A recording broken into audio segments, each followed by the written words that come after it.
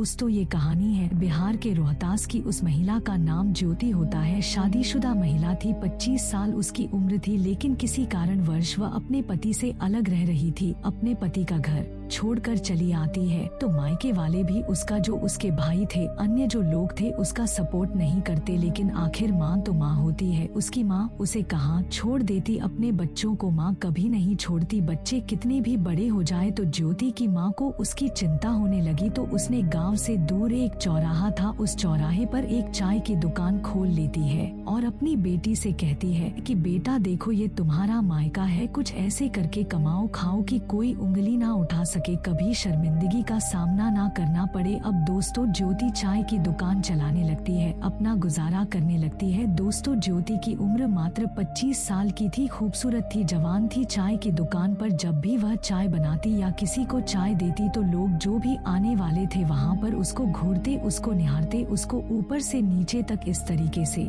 जैसा कि लोगों का स्वभाव होता है। तो उसके साथ वैसा करते तो उसे यह सब अच्छा नहीं लगता। ज्यादातर टाइम उसे अपने कपड़े संभालने में, ठीक करने में लग जाते थे। लेकिन अब चूंकि पेट पालने का और कोई जरिया नहीं था, वो लोग बहुत गरीब होते हैं, तो इसीलिए उसकी मजबूरी थी। चाय की दुकान चलाती थी, समोसे बनाती थी, पेड़ा बनाती थी, छोटी सी दुकान वह चलाने लगती है। अब कुछ लोग ऐसे थे जो उसे इम्प्रेस करने की कोशिश में रोज वहाँ पर आते थे, लेकिन महीने 2 महीने लगातार आते थे। ज्योति को कोई फर्क नहीं पड़ता था। जब वह समझ जाते थे कि इससे दाल नहीं गलने वाली तो वह भी अपना रास्ता बदल लेते थे। ज्योति अपनी दुकान पर ना तो किसी को स्मोकिंग करने देती थी, ना ही किसी को शराब वगैरह पीने देती थी। बस वो चाय देती, पेड़ा देती और समोसे देती। वहाँ पर किसी को वो फालतू बैठकर बातें नहीं करने देती थी। अब दोस्तों एक दिन 3 लोग बारात के लिए निकल रहे थे और जैसा कि आप जानते हैं बारातियों का क्या रुतबा होता है, क्या उनकी शानो शौकत होती है। तो सबसे पहले तो एक ठेके पर जाते हैं, अपने पीने का इंतजाम करते हैं और उसके बाद कहते हैं कि चलो यार कहीं बैठकर आराम से पियेंगे, उसके बाद बारात चलेंगे। दोस्तों रास्ते में ज्योति की दुकान पड़ती है, उसे देखकर वहाँ पर वो बैठ जाते हैं और ज्योति से कहते हैं कि मैडम 3 गिलास और 10 रुपए की नमकीन दे दीजिए। ज्योति समझ जाती है कि ये लोग पीने वाले हैं, क्योंकि इससे पहले भी ऐसा कई बार हो चुका था। वो लोगों को मना कर चुकी थी, तो वैसे भी इन लोगों को मना करती है और कहती है भैया यहाँ पर पीना मना है। अब उसमें से एक कहता है कि क्या बात कर रही हो, कोई नहीं मना करता और तुम्हें ऐसा ही है तो 50 ले लेना, 10 से 15 मिनट बैठेंगे, उसके बाद चले जाएंगे। कहती है भैया 50 दो या 500 दो, उसकी बात नहीं है, यहाँ पर नहीं पी सकते तो नहीं पी सकते। अब दोस्तों एक भड़क जाता है, कहता है कि तुम कोई मंदिर चला रही हो क्या, चाय की दुकान चला रही हो, इतना घमंड तुम्हें है चाय की दुकान पर, चाहे तुम्हारा पति रोज पीकर आता हो घर पे, उसका तो आरती उतारती होगी तुम। अब दोस्तों ज्योति को आ जाता है गुस्सा, क्योंकि अपने पति से वो पिछले 3 सालों से अलग रह रही थी। वह कहती है कि जब बिना पिए ही तुम लोग इतनी बदतमीजी कर रहे हो, पीने के लिए इतनी बदतमीजी कर रहे हो, तो पीने के बाद तुम लोग क्या करते होगे, यहाँ से उठो और चले जाओ। अब दोस्तों एक खड़ा हो जाता है, बोलता है नहीं जाऊंगा। क्या कर लेगी, वो बोलती है अभी मैं पुलिस को बुलाऊंगी। अब दोस्तों जब वो पुलिस का नाम सुनते हैं वो डर जाते हैं, तो एक बोलता है चलना यार खामखा कहीं और पी लेंगे, बारात में चलकर पी लेंगे। भाई यह बड़ी चौधराइन बन रही है, नहीं पीने दे रही है, क्या करोगे। अब दोस्तों ज्योति कहती है कि हाँ ठीक है यहाँ से निकल जाओ। अब जाते जाते उसमें से एक कहता है कि आज तो टाइम नहीं है मेरे पास, कल लौट कर आऊंगा फिर तुमको बताऊंगा। तो कहती हाँ जो मर्जी वह कर लेना। अब दोस्त तो वह लोग धमकी देकर चले जाते हैं। ज्योति की माँ डर जाती है, कहती है क्या जरूरत थी इतना बवाल करने की, एक बार हाथ जोड़ के कह देती कि भैया चले जाओ और पी ही लेते। 7 बज रहे थे, कौन देख रहा है शाम को। अब दोस्तों वो लोग चले गए, बारात में गए, अपना एक जगह बैठ के पिए खाए, लेकिन उसके दिमाग से ज्योति उतर ही नहीं रही थी, बस उसी को लेकर तरह तरह की बातें करते हैं। एक कहता है यार बड़ी जोरदार थी, इतनी गुस्सैल मैंने तो देखा नहीं, मुझे तो डर लग रहा था कि कहीं मार ही ना दे। तो एक कहता है कि चल कल देखते हैं उसको। अब दोस्तों बारात में और 1-2 लोगों से वह बात करते हैं कि रास्ते में यार ऐसे एक दुकान वाली थी और उसने इस तरीके से, उसके अंदर एटीट्यूड था, उसने हम लोगों को बैठने नहीं दिया, वहाँ पर पीने नहीं दिया। अब उन लोगों के अंदर भी जिज्ञासा हुई, वो लोग भी ऐसे ही थे। वो बोले यार चल कल चलते हैं, तो हमें भी ले चलना, देखते हैं। यार कैसी है, क्या कर लेगी। अब दोस्तों अगले दिन वो लोग एकदम दोपहर को जब बारात से लौटे तो 3 मोटरसाइकिल से 2-2 लोग 6 लोग वहाँ पर आते हैं और दुकान के सामने बाइक खड़ी करते हैं। जब ज्योति की माँ देखती है तो घबरा जाती है कि कहीं वह लोग तो नहीं आ गए, लेकिन फिर वो लोग जाके कोने में बैठ जाते हैं और उन्हीं में तीनों लोग भी होते हैं जिनको ज्योति वैसे तो ध्यान ही नहीं देती थी। जब वो बैठ जाते थे, कुछ मांगते थे, तब ये उनको ले जाकर सर्व करती थी। अब दोस्तों बैठ जाते हैं, ज्योति को निहारने लगते हैं। ज्योति उनके पास जाती है, कहती भैया क्या लाऊं आप लोगों के लिए। तो एक कहता है कि मैडम आप पानी पिला दो, कुछ है मीठा में। दोस्तों उसके पास पेड़ा होता है, लाके पानी सबको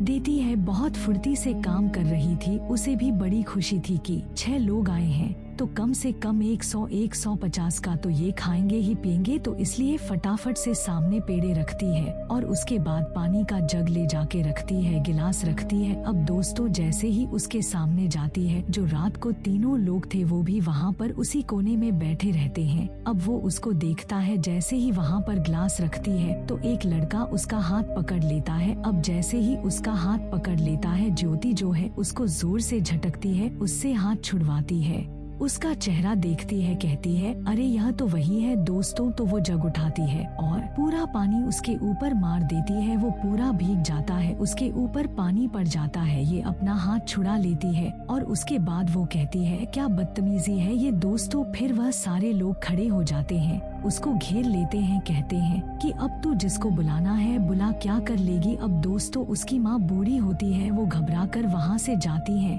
उनकी एक भट्ठी होती है, उसी पर बैठी रहती थी। वो वहाँ से उतर के उनके पास जाती है, उनके हाथ पांव जोड़ने लगती है, कहती है कि बेटा माफ कर दो, भैया माफ कर दो। अब दोस्तों ज्योति के भी समझ में कुछ नहीं आ रहा था, क्या करे। बस वही जग लेकर वो खड़ी रहती है और तभी जो वो भीगा हुआ लड़का था जिसने उसका हाथ पकड़ा था, वो आगे बढ़ता है और उसके दुपट्टे को पकड़ता है। दोस्तों तभी कोई पीछे से एक हेलमेट लेकर उस पर हमला कर देता है। हेलमेट की मार पड़ते ही वो वहीं पर गिर जाता है। उसके बाद उसके बगल में जो था उसको भी मारने लगता है और उसके साथ एक और बंदा था। यह दोनों मिलकर उन 6 लोगों को संभलने का मौका ही नहीं देते हैं, ताबड़तोड़ उन पर लात घुसों की बौछार कर देते हैं। अब यह लोग सोचते हैं कि यह कौन है, यह कहां से आ गया। दोस्तों वो अनजान शख्स कोई और नहीं, ज्योति का पति होता है, जो 3 सालों बाद ज्योति के दुकान पर गया था, ज्योति के पास गया था। अब दोस्तों हंगामा शुरू हो जाता है। यह दोनों लोग उन 6 लोगों को संभलने ही नहीं देते हैं,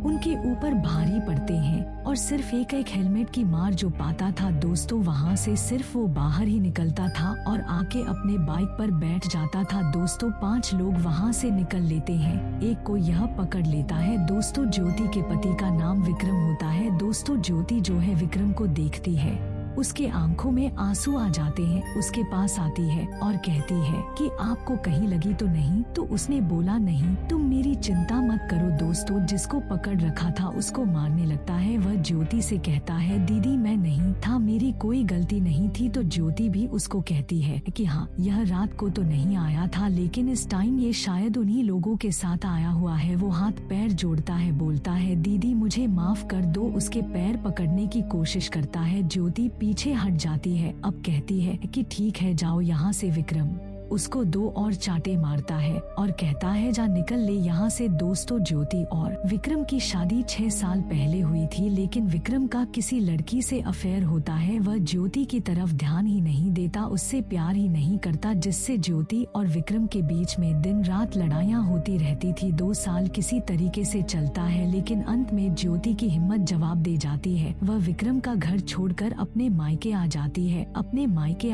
है, चाय की दुकान चलाने लगती है और उधर विक्रम जो है 3-4 सालों तक उस लड़की के साथ रिलेशन में रहा, लेकिन अंत में दोस्तों लड़की भी विक्रम को धोखा दे देती है। उसको जब धोखा देती है, उसे ठुकरा देती है, तो विक्रम को इससे काफी झटका लगता है। फिर वह ज्योति को याद करने लगता है कि कैसे वह मेरी परवाह करती थी, कितना वह मुझसे प्यार करती थी। अब दोस्तों ज्योति के बिना वह रह नहीं पाता है और ज्योति भी अलग होते वक्त उससे बोली थी कि मैं जा रही हूँ, आज के बाद तुम्हें अपनी शक्ल नहीं दिखाऊंगी, तुम्हारी जो मर्जी वो जाके करो। लेकिन विक्रम अपने दोस्त से यह बात कहता है कि यार मुझे ज्योति की बड़ी याद आ रही है। ज्योति एक बहुत अच्छी लड़की थी। तो उसका दोस्त कहता है भाई कुछ भी नहीं बिगड़ा है, चल अपनी पत्नी से माफी मांग ले, मैं भी साथ में चलता हूँ, उसको समझाऊं और क्या पता समझ जाए। और इसीलिए वह दोनों उसी दिन उससे माफी ही मांगने आए थे। उसे पता था कि उसकी पत्नी चाय की दुकान चलाती है। वह उस दुकान पर आया था और उसी समय यह लोग उससे छेड़खानी कर रहे थे और वह आओ देख है ना ताव देखता है, बस जाते ही उन लोगों को मारने लगता है। तो दोस्तों यह मामला होता है। झगड़ा बवाल सुनकर वहाँ पर कम से कम 25 से 30 लोग और इकट्ठा हो जाते हैं। गांव से